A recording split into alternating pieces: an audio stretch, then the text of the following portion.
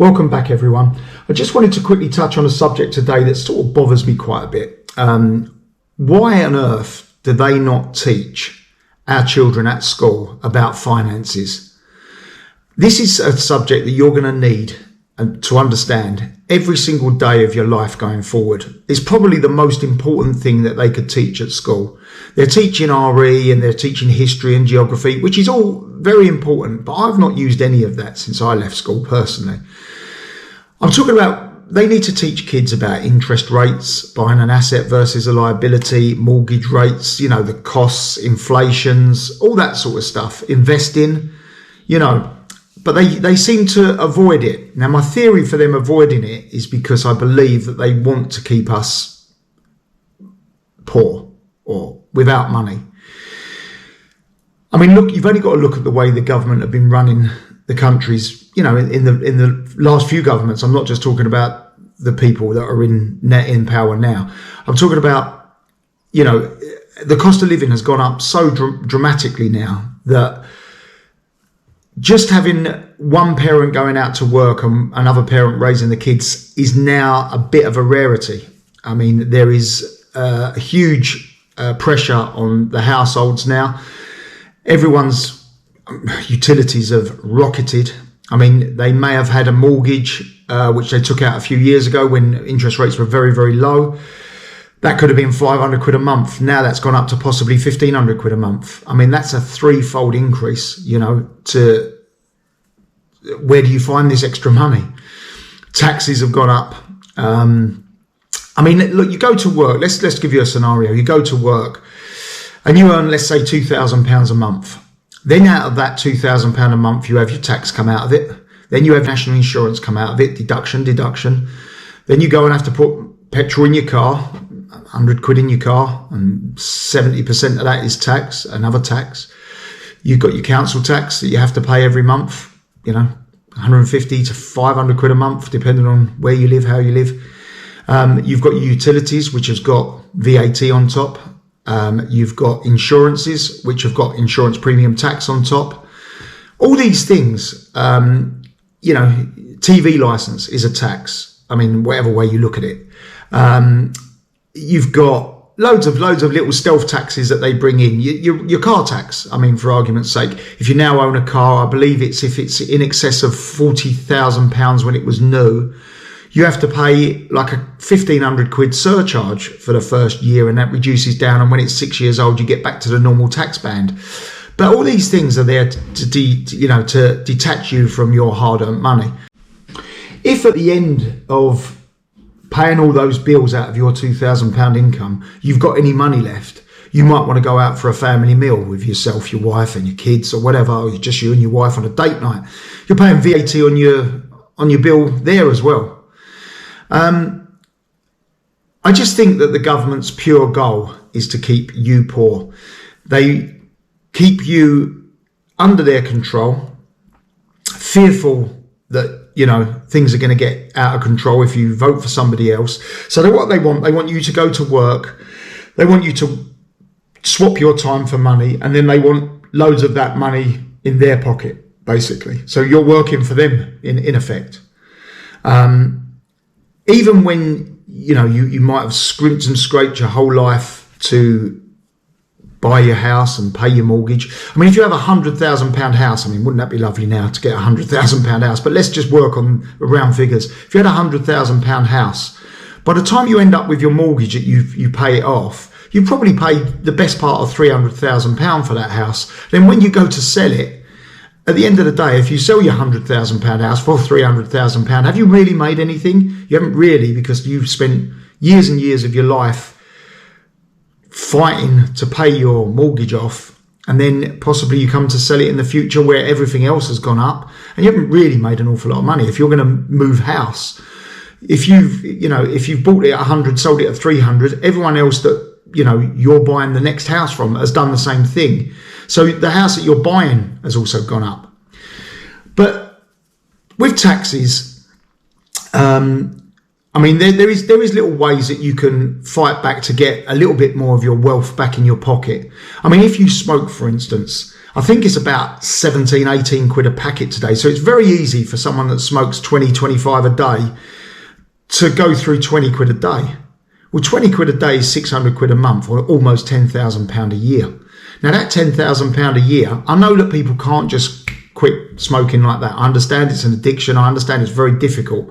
But if you could maybe halve it down, you're only then doing sort of 9 quid a day on cigarettes, or then halve it again and you're only doing sort of 4.5 quid a day on cigarettes, and then possibly cut it over a course of set yourself a goal of 6 months. But that 10 grand a year, on your £100,000 mortgage, going back to that scenario, would pay off your mortgage in 10 years. Or it would give you a nice family holiday. This is per year, remember. You're going to be saving the best part of 10 grand a year. That could buy you a new car. That could, pay for private education of the children, which is, again, another thing I want to touch on. This government that we've got in now, or whatever you want to call them, have added VAT on school fees now. Now, my children went to private education. Now, my daughter went to quite an expensive school, and to put VAT on top of the fees that we paid would have made it quite unaffordable, to be fair.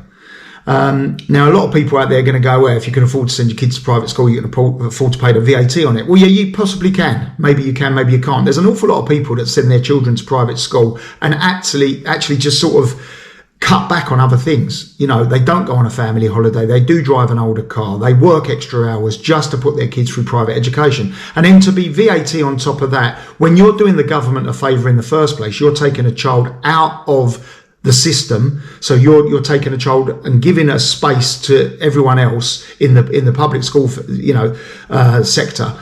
You're taking your child out and paying for it, and now you're being punished for doing so. But anyway, moving along. Again, it's another tax. It's another stealth tax. I think that the way the world is going at the moment, I think if you've got money and you've got debt, I think you'll be very, very well advised to pay off your highest interest first. So for argument's sake, if you've got debt on a credit card, I would say if you've got money in the bank earning interest and a credit card bill that's charging you interest, what you're earning on interest in the bank will be taxable. So, you could be getting 4% interest on your money in the bank, which is taxable, the interest. But if you use that money to pay off your credit card, which is probably about five to six times the rate of interest you'll be getting, and that is also going to be saving you tax as well, because you won't be getting taxed on money whilst you're paying out that money. A lot of people like to see a buffer in the bank, and I completely understand that. But if you look at it sensibly, clear your credit card off first, because that's a very high debt. Then if you've got personal loans, generally they're higher interest than a mortgage. Try and clear off your personal loans. This isn't financial advice. This is just something that I would recommend people to do. And then obviously you can start attacking your mortgage. If you can start making overpayments on your mortgage, even if it's 50 or 80 or 100 quid a month, again, goes back to if you can save money on not smoking, not going out drinking, not live within your means, the money that you save can effectively go towards getting you out of debt, or reducing your debt drastically, giving you a long-term better life goal and a more comfortable retirement. I'm just going to touch on quickly as well about people that rent. Now, people that rent a flat, a house, whatever, to live in, you probably noticed in the last few years your rent has gone up quite drastically. And I'm going to just touch on the reason. A lot of people don't like landlords. I'm a landlord personally in the UK. I've got some houses, some flats, some shops and commercial and ground rents and bits and bobs like that. But I've structured my business slightly different. But let's say a person that owns a house and they want to buy, or they have already bought, a little flat to rent out or a little house to rent out. Basically, when they bought that, they possibly bought it when the money was a lot cheaper to borrow, which has now gone up. The government have also, going back a few years, when you had a rental property, you had your mortgage on your rental property. So let's say, again, we'll keep it round figures, and I don't want to lose anyone. I'm not going to rabbit on too much longer about this, but let's say you get a £1,500 rental income as a landlord, and your mortgage interest, let's say, is £1,000 just on the interest alone, because that's the sort of figures it'll probably be now. It probably was 300 quid before, but now it's £1,000. Now, you used to be able to deduct the interest that you got charged from your bank against your income. So effectively 1,500 income, 1,000 mortgage, you used to be able to just, your income effectively was 500.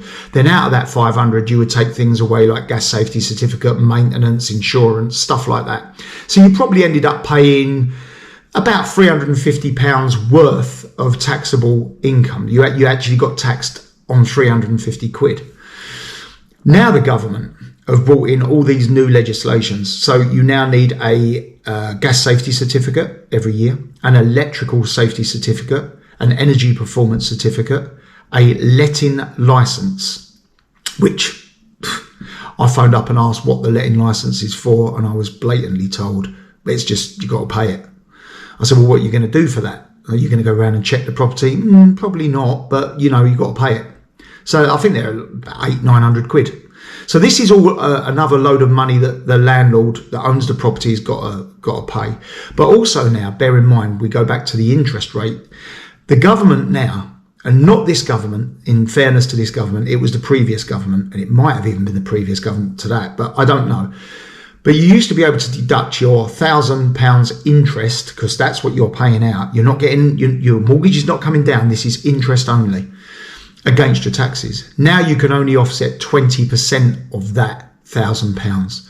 So effectively you can only offset £200 against your taxes. So therefore you're paying £800 of taxable income, £9,600 a year.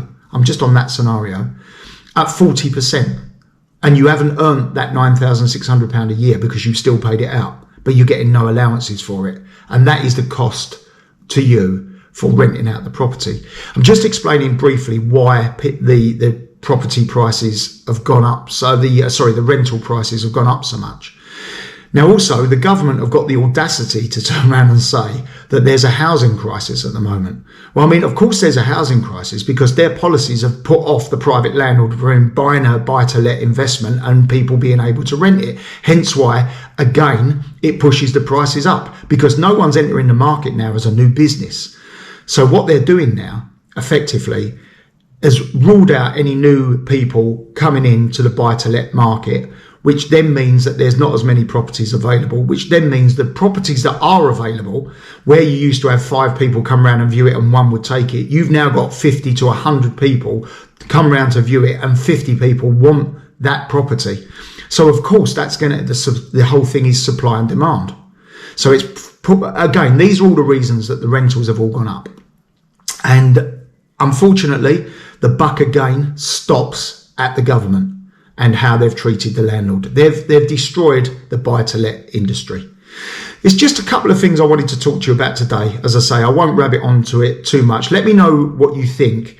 If you want me to talk about possibly, investments and bits and bobs and what to do, what not to do. In my personal opinion, I'm not a financial advisor, and I've got to put that disclaimer out there because I'm not recommending anyone else to do what I'm saying. All I'm saying is, think clever, try and have a go and stick to it, and try and get your debt, especially your high interest debt, down first. Attack your credit card first, then attack your personal loans, then attack your mortgage. Once you've done that and you can bring it down to a bit more of a controllable level, once you're mortgage free or debt free, the government, what they do with, taxes and bits and bobs doesn't affect you nowhere near as much because you only need your base rate of income to cover your basic necessities. Obviously, gas, electric, you could start thinking about solar and things like that. But we'll go on to that in another video. But I just wanted to touch on the whole reason why this is not being taught in schools to children at an early age. And it's very, very important that they understand finances because like I've just rabbited on for the last 15 minutes or so, finances you need every single day of the week. Absolutely. In life, you need to know percentages. You need to know all these bits and bobs. And without them, we're just sitting ducks for the government and what they want to keep us in a suppression. That's exactly what it's all about. I hope you enjoyed that, and I'm sorry I rabbited on a little bit longer, but it's been on my mind that these children are not getting taught these really, really important things in school. And if the schools won't do it, perhaps you guys could teach your children a little bit about it yourself. It's very easy to look up those sort of things, investment strategies, stuff like that on YouTube. Have a little look and teach them yourself, because we can't rely on the government. Thanks, guys. I'll see you soon.